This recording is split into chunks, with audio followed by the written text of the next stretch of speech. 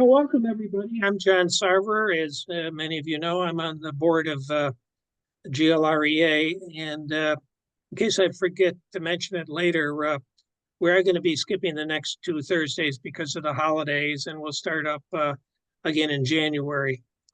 But let me start off by thanking our sponsors, the State Department of Environment, Great Lakes and Energy, EGLE, and Homeland Solar, Harvest Solar, and Tree Energy, and MacMac. And thank you, all of you who are members of GLREA. And if you're not a member, we'd love to have you join the family. And you can do that on our website, glrea.org. You go to that website, you'll find it's pretty easy to kind of punch a button or two, and you'll find that you can sign up online. Your financial support and your activity too, your involvement is key to our success. Our major activities are both educational and advocacy, so we definitely need your support. And tonight it's a little different. Usually we have a presentation of about 30 minutes. Actually, Clifton Brown gave me this idea because he had a number of questions about batteries. And we were trying to think about what's the best way to kind of deal with that. And we thought, there's a lot of people that are participating in these Zoom presentations that have batteries and have a lot of good information to share. And I know there's a bunch of people on here who have a lot of questions too. And the technology is evolving, changing by the week, by the, a lot is in flux. So, if you may want to mute, because I hear a little background. Kids. Is that you? No. Okay, let's see. I think it's Dale. Okay. Well, I think it's calmed down. So I'm going to let, this is an open forum, and you can raise your hand. You can raise a virtual hand, your real hand. But let me give Clifton a chance to ask some questions, because he's the one that kind of got this idea going. Clifton, do you have a few questions to get us started? Sure, sure do. Everybody's going to have to bear with me. I just had a new shoulder installed recently, so I'm working with one hand being the wrong hand, and not really all here yet. I've got a 9 kW system put in 2-3 years ago without a battery. We're in an area of consumers where nobody else has trouble and we're out of power. It's been true for the 4 years we've lived here. So we're the first to go out and the last to come back. And there's only, 200 or 300 people in this particular area. So it's a regular thing. So I've got two, little gasoline or propane, backup generators that, do for a day or two. So I'm looking at, is it meaningful, cost efficient, and safe to add batteries to the system? I'm an electronic engineer, so I know a lot of the details already, and I'm really fuzzy on real world applicability and cost effectiveness. Sort of my first question is, we have a regular known problem with the standard lithium ion cells for high, overcharge, undercharge, and fires. The LFP is better cycle rates, better efficiency. So I'm looking for some feedback for people who have one or the other preferences, problems, insurance riders for your household insurance, mounting them inside versus outside versus the garage. And if they're outside in an unconditioned air, then they got to heat and cool themselves, which kills the efficiency. So those kinds of questions and issues. One of the others is vendors that can actually do a design and not just a cookbook. The few vendors that I've reached out to, it's, here it is, let's do it this way with no thought. And that's kind of scary. So that, and then they're going to need to coexist with my, either 1 or 10 kilowatt propane generators for short-term islanding or potential long-term. I mean, with the upcoming instability in Michigan being Michigan, we could lose power for a couple of weeks. So that I'm going to have to limp on, 9 kW if I've got sun plus the generators. So power sharing, being able to charge and discharge from multiple sources. So that's the kind of technical stuff that I'm looking for. So I'm open to ideas from anybody. With that, I'll turn it over to whoever wants it. Yeah, thank you, Clifton. That's quite a few questions. And Yeah. I've noticed that we've got about 44 people on this Zoom. And so you may have to raise a virtual hand in order to respond or ask further questions. Michael, you get the first response or comment. You got to unmute though.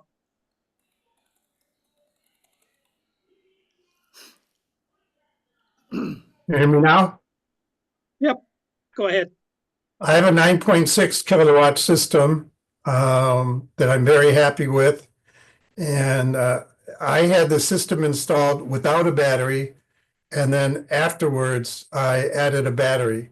I actually added a Tesla Powerwall, and I got 2 of them. And they work very well. I've not had any problem. It's mounted in the basement next to my fuse box, and I haven't had any problem with it. It has served me well. We recently just did a report of all the power outages that we've had. I live in Pittsfield Township, just outside the city of Ann Arbor, and we've had, I think, 12 outages in the last 4 years, and the longest one was 15 minutes. And the next longest one was 10 minutes. So I'm really not too worried. We have underground wires, so I'm not too worried about a 2-week power outage. But when it has gone out, the batteries kick in instantly, and I don't even know it. Okay, thank you for sharing that, Michael. And now, have you used your batteries at all in order to kind of shift your solar power around or not? In the summertime, after the sun goes down, I run the house on the batteries. In the wintertime, the battery is pretty much empty all the time. I have a reserve in it in case there is a power outage, but I haven't done any shifting. I'm working at doing that. I'm waiting for DTE to give me, I had requested to go on a time of day plan, and I'm waiting for that response. Okay. I'm just kind of curious, how long ago did you ask? Well, I've asked several times. Okay, I've gotten a bill in 2 months, and I keep calling them. okay. Yeah, you got to be persistent, that's for sure. Jens, would you like to kind of jump in and answer some questions or give some comments? Yeah, thanks everyone for joining. I put my own solar on the house a couple of years ago, and then upgraded to a small battery, like a kind of ultra essential backup setup for sump pumps and internet, mainly to peace of mind more than anything. And a couple of comments. I think people get very focused on the battery and what brand and what material. Really, to make the whole thing work right, the kind of ecosystem has to work, right? You can't just go to Aldi's and buy a cheap battery. It has to like work with whatever is there, especially if you're upgrading or so on. And then you have to have like the control modules to island. In Enphase, it's called the a system controller that has a neutral transfer switch and a bunch of other gadgets inside to actually make it work off grid. So it's a big difference between just a battery as like rate arbitrage, say, where you're not worried about outages. I think that's maybe not so often in Michigan. And then more like a backup system. And then there on the backup system, you got to decide quite early about having a generator or not, because that will limit your choices quite severely, and how well the system works with a generator, auto start generator, and how well the real good ones will charge from a generator, which will actually be very nice, because then you can run your generator at like basically peak power or peak efficiency, charge your battery, run the house of it, and then shut off overnight and run a quiet afternoon while you're eating or sleeping. My battery is in a room, and you have to read the UL listing quite carefully. I had to actually return my battery because it was certified to be in a garage, 155 cubic meters, but it's in a utility room. It's a very small room, and they gave me the wrong serial numbers. So the new ones are certified for this very small room, obviously non-inhabited room.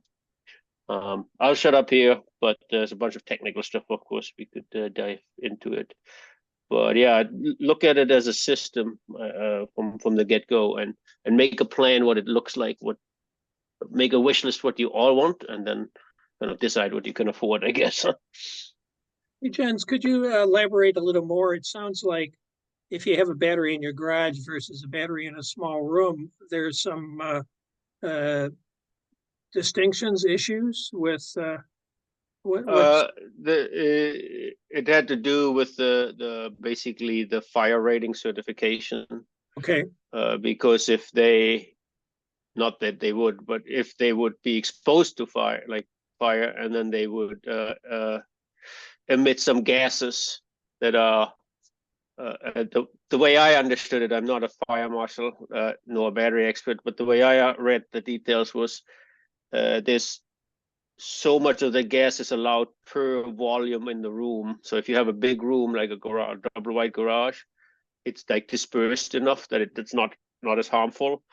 But if it's in a small room, they change the materials a little bit around or something to make it acceptable in that fire test. Interesting. Thank you. Hey, Jay, go ahead. Well, to begin with, I'd say definitely put the batteries in the house where they're not going to drop below 40 degrees Fahrenheit. Go with lithium iron phosphate. The typical lithium ion class covers many different chemistries, but lithium iron phosphate, in order to break up the phosphate, the O4, requires such an elevated temperature that the battery will not burn on its own.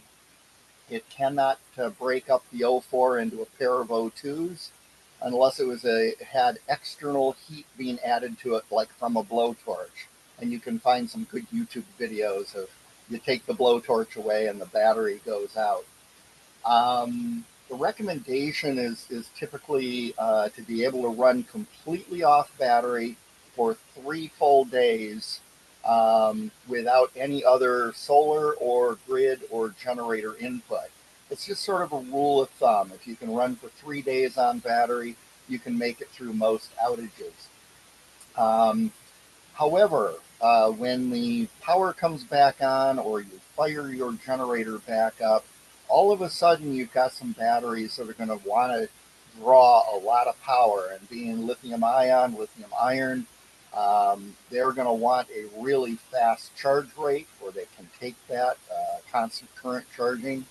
So limit in your hybrid inverter, you usually can limit how much charge rate you will drop into the batteries, and make sure that you don't exceed what the capacity of your generator is.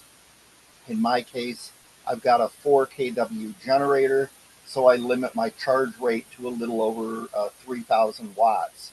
Because if I overload the generator, I'm just going to do damage to the generator, and it's just going to take a little longer to charge the batteries at whatever the generator can put out without doing damage. Some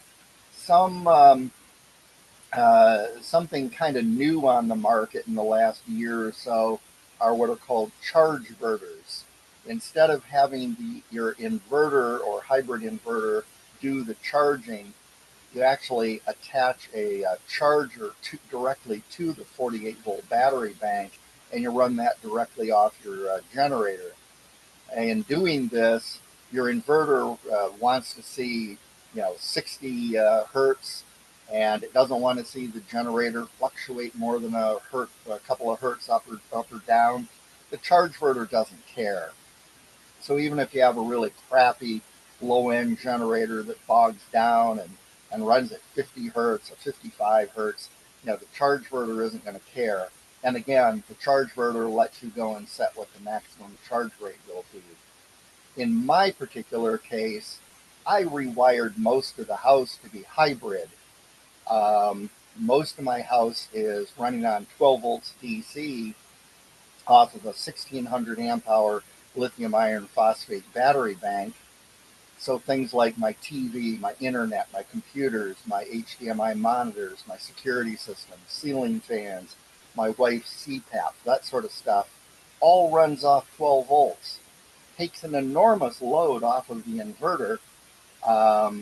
The inverter then only has to go and run my refrigerator, freezer. I do have an electric stove, and perhaps window air conditioner. So it's all, what are your loads, how much you can afford to throw at the batteries. My personal feeling is you can never go wrong at buying more batteries. And the batteries I've been using are from Signature Solar. They're called EG4-LL. And the ones I've been using are the EG4-LL-S. They have two fire suppression packs built in with the batteries that if they exceed or a certain preset temperature where they believe that the thing is going to catch fire or does catch fire, the fire prevention packs go off and try to suppress it. And I think it's more a gimmick than a real safety item, but it didn't cost anymore. Thanks. Well, now, Jay, have you had many outages, or are you off grid? I have been off grid since installing a Solarc 15,000 watt hybrid inverter since May 22nd. However, we all live in Michigan, and we're now experiencing the overcast skies. And even with about 8,000 watts of PV production, that isn't always enough. So I'm in that period of time of the year where I end up using. I stay grid tied, but I don't sell back to the grid ever. I have no contract with DTE. But during about 8 months of the year, I expect I remain off grid all the time. And then the rest of the year, I close the grid breaker and allow the system to recharge and stay charged off the grid. So right now, my system is in what I call UPS mode. I'm dependent upon the grid. I offset my electrical usage in the house when there is sun. And if there were a failure, it just automatically falls back to battery. Jay, too, is your system set up that you can adjust what the power is used for, or is that a difficult thing to do? I'm just thinking in terms of if you have a long stretch where you want to not get reconnected to the grid, do you go ahead and make adjustments, or do you just, the way it's set up, just let it ride? The Solarc allows you to go and split from your primary loads and your necessary loads and put them on two different outputs. I don't do that. I just leave the whole house on the load terminals. And if we run into a situation where I need to shed loads, my feet work, my hands work, I'll walk around and unplug what I don't need, or simply just not use the big ticket items. Don't use the air conditioner, don't use the electric stove, things of that sort. I could limit the use of the furnace by turning it off and only cycling it once every couple hours, that sort of things. Yeah, that always works. Unplug things, turn things off. That could be very effective. Who else has some questions or comments related to batteries?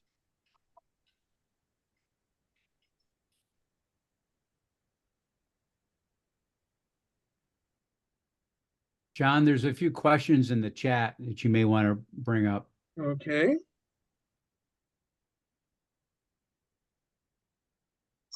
Let's see.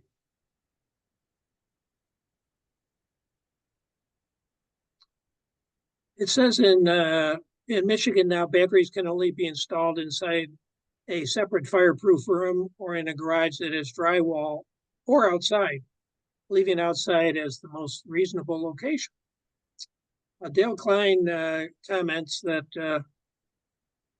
a backup fuel generator doesn't have a payback, so a battery is very hard to justify in cost basis alone, but it can save some electricity cost over time by shifting loads off peak and enabling more self-consumption of your own solar. Fireproof room, question mark. Does that include the iron phosphate battery system? I don't know who can respond to that. I can't respond to it, but I have a sort of an ancillary question. I thought that the fireproof room was an older regulation that had been relaxed within the last year. Is it Dale or whoever posted that? Do you know if that's still current?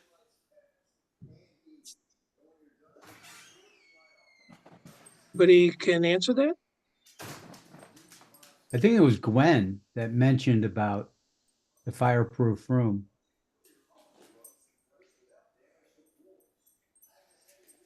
Richard Pierce. I spoke to an installer from Oak Electric just a week or two ago, and it's a new code for all of Michigan. And it's definitely in place now. And I think it even applies to the iron phosphate as well. It's definitely the lithium ion, though. And what is the new code require? It requires batteries to be in a separate fireproof room, and the garage somehow has to be fireproof too. I got the impression that drywall would do it, but it has to be able to contain a fire and burn, contain a fire for some amount of time. But it's definitely a new rule. It's been going on for a little less than a year, and it's all in home batteries. Yeah, go ahead, Jens. Yeah, I maybe one has to look at the definition very closely. I know you can't have it in inhabited rooms, like in your bedroom, for example, would be a very bad idea. But yeah, most garages with like drywall, again, read the UL certificates of the product you're intending to install. That's what I did, and it's basically in a little small utility room that's next to the furnace. Yeah, I put some sheetrock behind, extra sheetrock layers behind it, just for precaution, but I didn't put any special doors or anything. It's just segregated from the living quarters. I was told you had to have a special door too, some kind of fireproof door on it.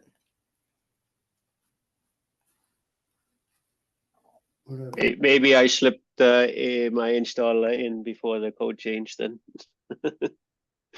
But Yeah, this is Dave Gregorka. I just looked up the NFPA code on that real quick. It applies to battery installations of 70 kilowatts or more.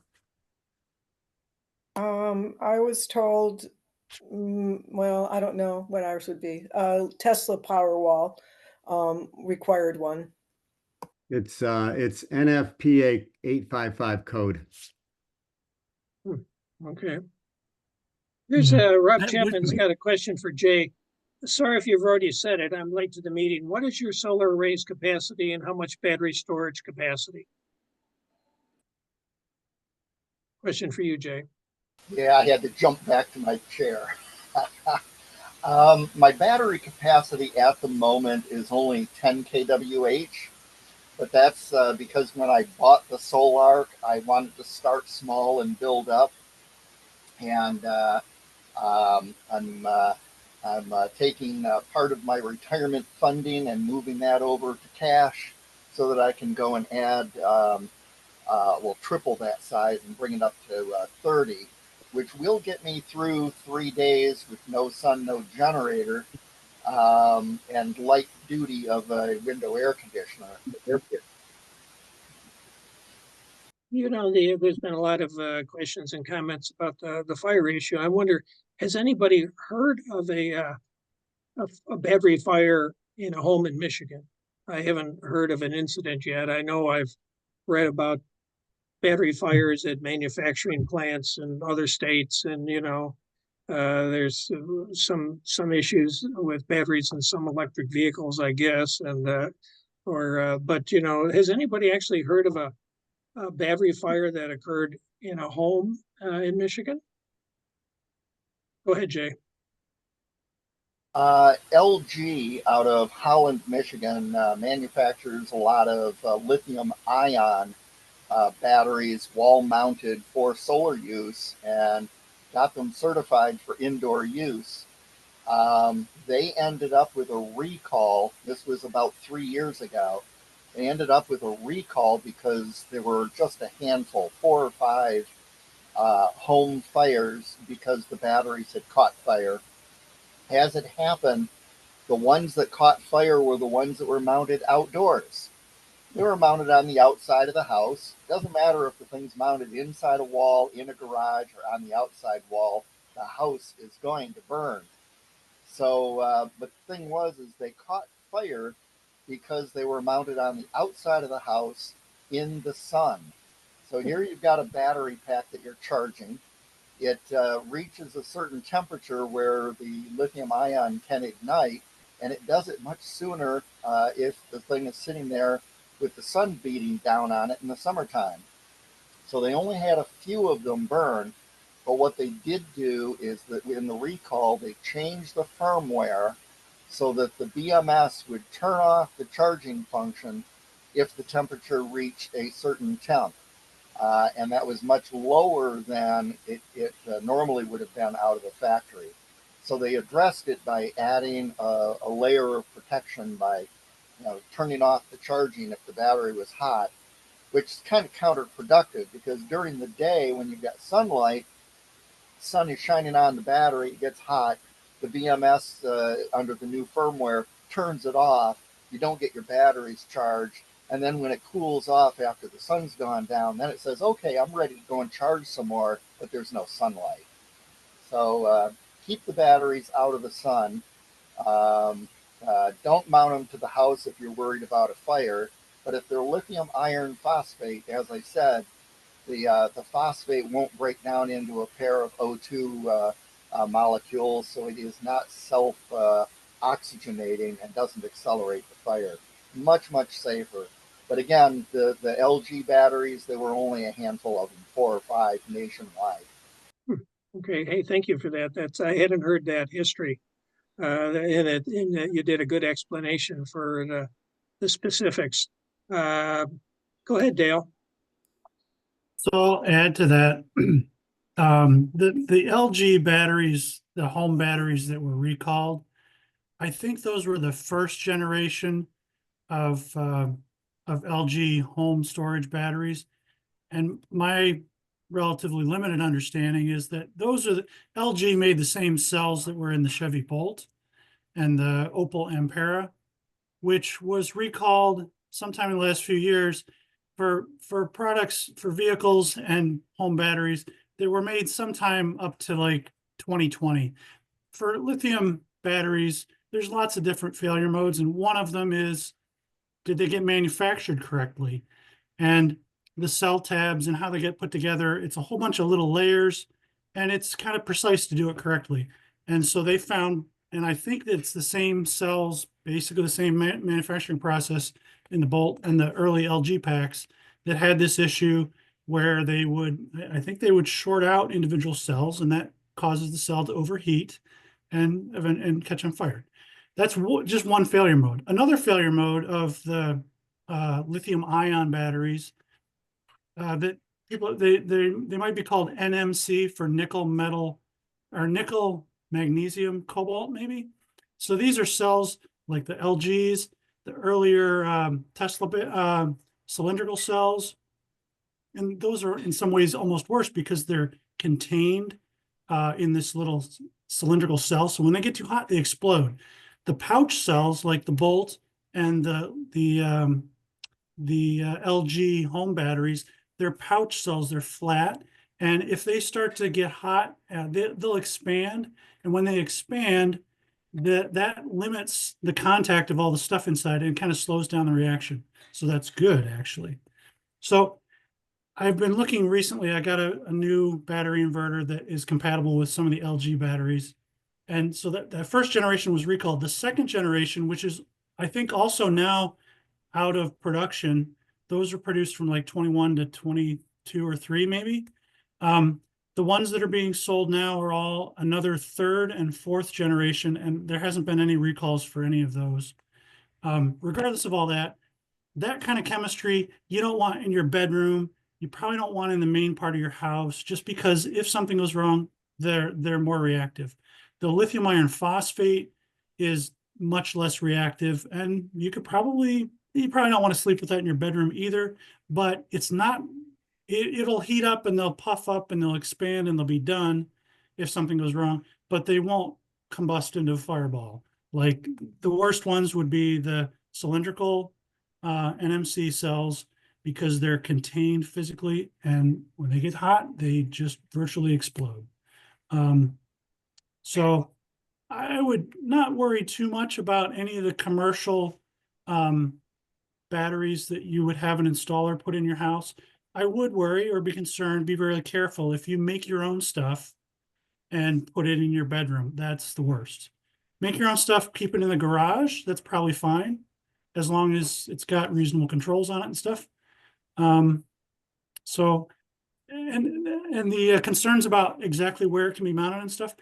If you hear something from an installer or from somebody, try to find out, like ask them, where does that come from and why is that? And like Dave looked up, I think, the NFPA code, the fire codes, that covers things like that. The other one is, what is the NEC code for lots of different things about solar. Michigan, I think, currently is on the 2017 version of that too. So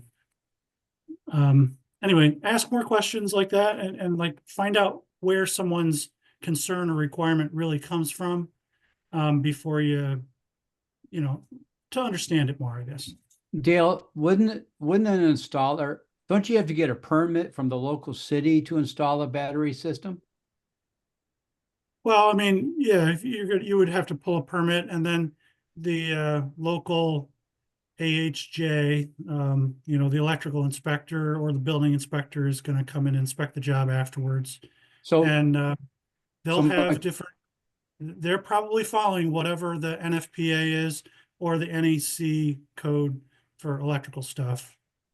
well, my question is just like the installation of solar, usually the solar installer is the one that applies for the permit and everything. So you're saying that we shouldn't necessarily trust a solar installer to know what they're doing? No, they know what they're doing because they're the ones that are on the hook to get the job approved so that you Right. pay them. Right. But what I mean is when they say a certain requirement, like it's got to be wherever, ask them why that is. And and you know, feel free to, they should help you understand what the requirements are.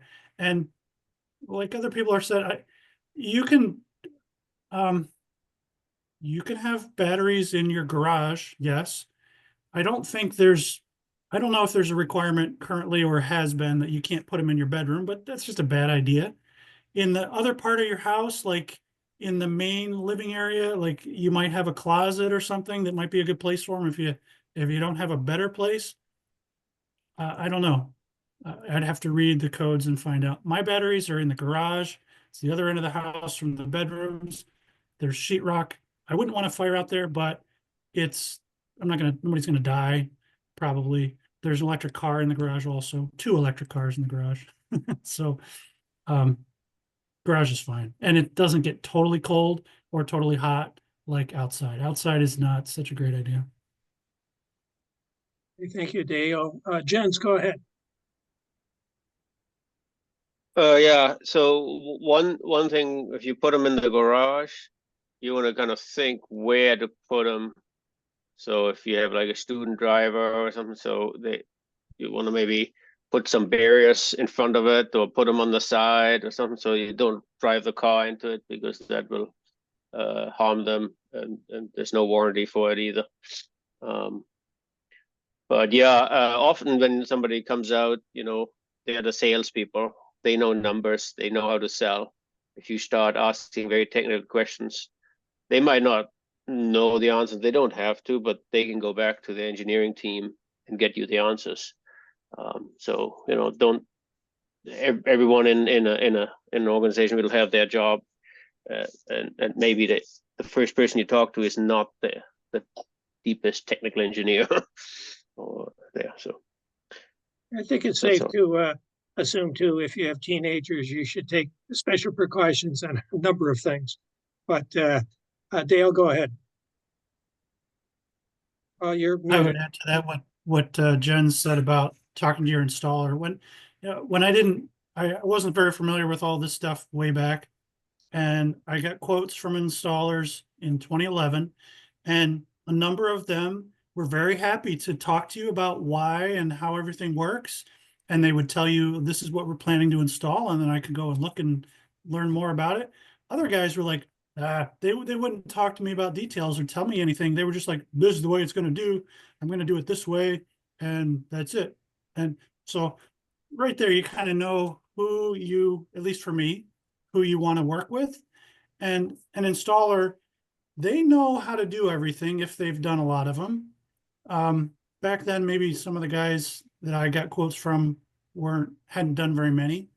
Other ones were more experienced, and you could kind of tell. So, you know, if the installer won't explain things to you, then that's not a good sign. They should explain to you things if you ask the questions. Yeah, in the chat room, Tess asked the question, does anyone have, excuse me, does anyone have experience with or thoughts about charging a battery system to 100% every night from the grid when prices are lowest? So anybody have any thoughts? Is there any issues with charging it to 100%? Jens, go ahead. Yeah, I think that the charging stuff, maybe I'll refer to other people, but there is implications to your tax refund in certain jurisdictions, so you gotta read the details for sure. If it charges only from solar or from the grid, or which way, there's all these different little intricacies. Back to the installers, earlier somebody said they wanted to install a certain product or a certain manufacturer, maybe one, and that's understandable from an installer perspective, because they're going to have experience and back-end support from the dealers or from the distributors. Let's say the Enphase dealer, they'll have the spare parts in the shop. They'll be very efficient. If you make them change like to a different vendor, it'll be very difficult and cumbersome for them, and they probably might not do it such a great job. So if you already know what hardware you want, Solar Edge or SMA or whatever, then find the installers that focus on that. If you don't, then just accept that everyone will have probably one or two of their favorite stuff. Just like if you're buying a furnace, they will have their kind of preferred brand, not essentially because it's the best or the cheapest or the most expensive or whatever, but the technicians, the design team, the warehouse, everyone kind of knows what they're doing. That's it. Does anybody want to answer the question about charging a battery system to 100% every night? Is there any issues with that? Go ahead, Dale. I would do that if you think that there's going to be a cloudy day the next couple days or tomorrow. I do that sometimes now in the wintertime, only with the lithium batteries, and I don't go to 100. I only go from maybe like 20 or 30 to 80 or 85 or so. If it's going to be sunny, then I don't do that. Or if I think the power is going to go out, like it's getting windy, then I would maybe try to charge them that way. But I don't have the system set up to do that on a daily basis, just to try to use your solar to avoid using energy from the grid during on peak. And hopefully, if it's going to be a cloudy day, my batteries are already full or not empty, so I can get through the next on peak time period during the day. And why don't you want to charge to 100%? What's the issue there? Because it's not as good for their lifetime. Yeah. It depends on the chemistry. If it was lithium iron phosphate, that's not a concern. There's many, many more cycles. If it's one of the other chemistries, I have battery banks made out of Nissan Leaf cells, and they have some limited number of cycles. So they're not as many as a lithium iron phosphate.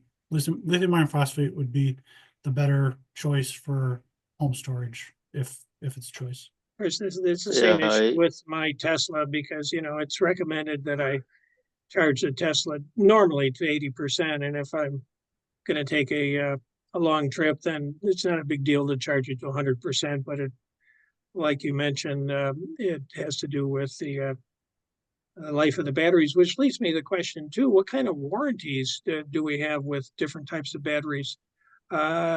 David, go ahead. Yeah, I think in the controllers, the charge controllers, the charge limit may be called 100%, but it's not 100% of the battery itself. So let's say 85% is 100% of the charging, but it's not 100% of the battery capacity. I also think Dale's exactly right with what he was talking about. Okay, thank you. Clifton. Go ahead, Clifton. Does anybody have actual data on round trip efficiency of kilowatt hour in versus kilowatt hour out on the batteries that they're using? It's a good question. Jens, go ahead. I want to go back to the warranty. My Enphase 5P is probably one of the longest warranties on the market. 6,000 full cycles and 15 years from the day of activation. So 6,000 cycles is, quite a lot. And then at that point, they warranty a certain, remaining life or remaining capacity. So they're not going to be completely broke then. They might be at, I don't recall, maybe at 75, 80% or something. So they will last longer than that. They just warranty a certain amount. Tesla, I think, is 10 years.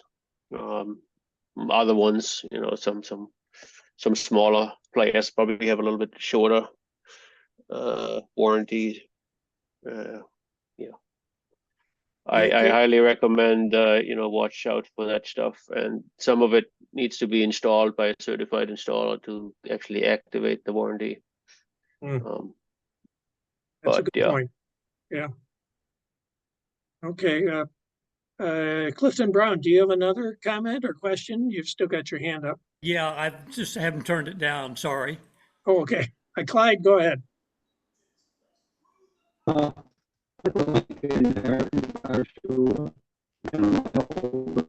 Boy, I can't understand you.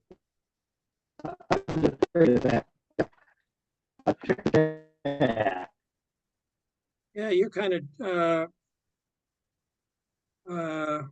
well, I don't know if this was what you wanted to talk about, but you have a comment in the chat room. ABC of Clare was working on a PB acid-based system a few years ago. I think they sold a 50 MW to California. No, but Clyde, try to talk again. If your previous was kind of muddled. No.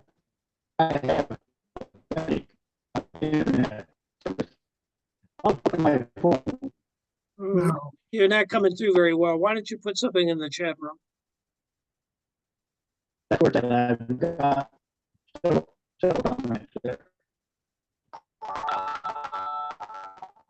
I do see some from tests that her lithium iron phosphate has also got a 15-year warranty, apparently.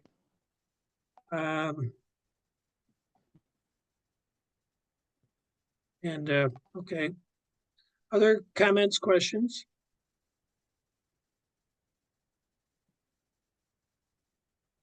John, what about Jonathan's question to Dale? Whether Dale is using second use batteries, because I know that there is a company out in Grand Rapids from a former board member of GLREA that's doing second use batteries. And I'm just curious about if anyone has any thoughts about those.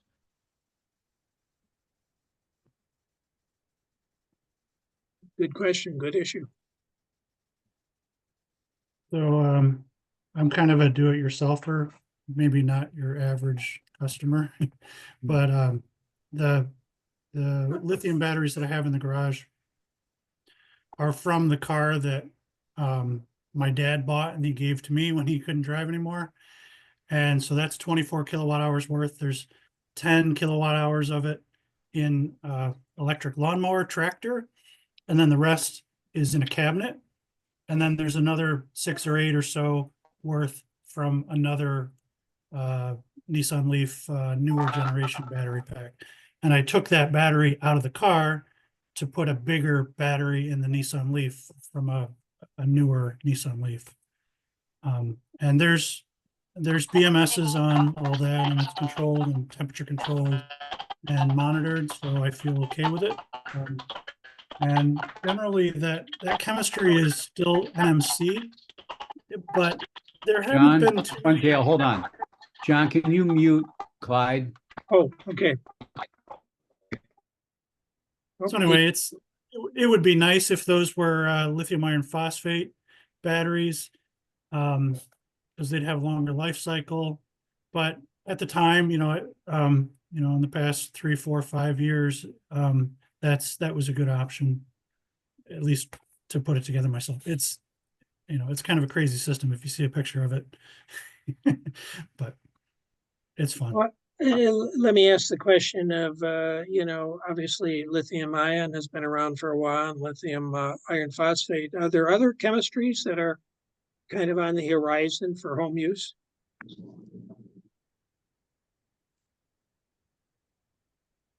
Maybe nobody knows. Michael? I have a Tesla Powerwall 2. I have 2 of them, and it is a lithium, nickel, manganese, cobalt oxide. Okay. And the Powerwalls were originally lithium ion, right? So how long ago did you buy your Powerwalls? About 3 or 4 years ago. Okay. So those are still the Powerwall 2, not the 3? Yeah, I Okay, bought so there's 2. Now they have a 3. Does anybody know, is the 3 the same the 3 is chemistry? an LFP.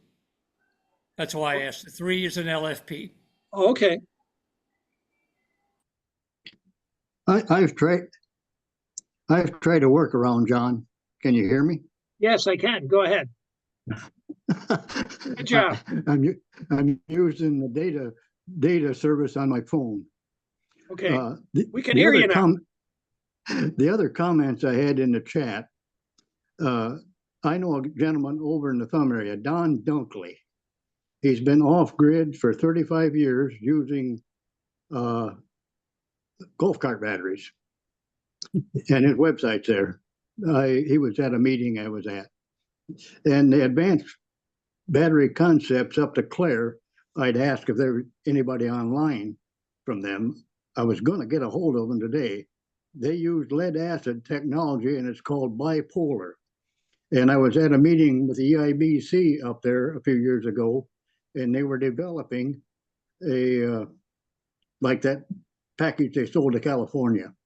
I haven't followed through to see. I was thinking about going up there today to see if they could put something in a 20-foot cargo container that I could use here at the farm. I'll let you know what I make out. Okay, hey, thanks for that information. That's helpful. Yep. Hey, we got about 8 more minutes. Any additional questions, comments, thoughts? John, I think there's an interesting question in the chat by Charles Reisdorf about electric vehicles with V2H to power the home during an outage. And I was wondering if we could maybe tease out that question. Actually, I was at a meeting the other day, and somebody had mentioned that their, I think it was a Chevy, but had the vehicle to home capability. And he kind of indicated the way the industry is going, I hadn't heard this anywhere else, that they're kind of building that into a lot of their models now, so that your batteries and your EVs will be able to put power into the home. Of course, you've got to have the right setup at your home. But I thought that was interesting that, it's probably just maybe not that big an expense for the auto industry. And they're just figuring that, we'll just kind of plug that in because it's coming. John, go ahead. Yeah, I raised my hand to respond to a message from Matt in the chat. He says, does anybody use their batteries to power their house during a blackout? And yes, probably everybody here who has batteries is doing that. I am. I just wanted, for what it's worth, to throw out that I have lead acid batteries in my case. So there's actually a lot of different choices. The different flavors of lithium are just one of many. Somebody just mentioned golf cart batteries. I have a friend who is a real early adopter, and he has those kinds of batteries that will run his house when the power fails. If I remember too, John, right, where you're located, you actually have quite a few outages, right? Yeah, that's why I chose to get batteries, and it was about 7 years ago. And at the time, the installer I was working with only gave me 2 choices. One was lithium-ion batteries, and those at that time, that chemistry was exploding in laptops and cell phones and airplanes, and so I chose the lead acid, which was the other choice. And it's been a good choice, except that I also have Outback charge controllers and inverter, and they're limited now that we've got time of day pricing for electricity, and I can't take advantage of that by using electricity when it's cheap to charge the battery and draining the battery when the electricity is expensive. I can't do that with the equipment I have. So that's a price I paid for being conservative in my choice 7 years ago. But I'm very happy with what I have, nevertheless. It worked out. Yeah. Go ahead, Lee. Yeah, well, I was shopping for a electric car, and one of the ones I test drove was the General Motors Equinox. Right. And in the literature on that car and from the salesman, he said, the hardware is here for V2G, but we're not 100% sure how the power company and the solar system will interact. And so the software has not been installed, but all we have to do is download it when the time is right. And would there be a cost to the software, or He wanted me to buy his car, so he didn't make it sound very expensive. okay? So who knows? Okay. Yeah, who knows? Well, yeah, well, good. That actually Equinox is the car that was mentioned to me at the meeting the other day too. So interesting. David, go ahead, Dave. Yeah, question for John Gorley. Do you have a sort of a rule of thumb as to how you might uh, uh, size a system for backup, not having a electric car, just needing to, keep your furnace, your sump pump in your well and et cetera, without trying to power your whole house? That's exactly what I did. I based on the size of my inverter, I chose what I considered to be essential circuits to back up. And so those were a number of lighting circuits, but mainly it was the refrigerator and the well pump and